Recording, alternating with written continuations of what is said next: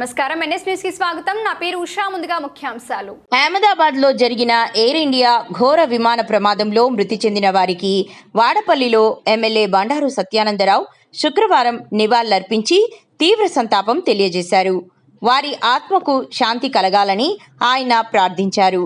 వారి కుటుంబ సభ్యులకు ఆయన ప్రగాఢ సానుభూతి తెలియజేశారు.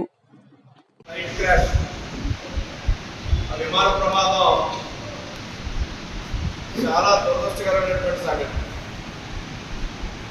అసలు ఆ సంఘటన తలుచుకుంటుందనే మాటలు రావట్లేదు. చాలా దారుణమైన సంఘటన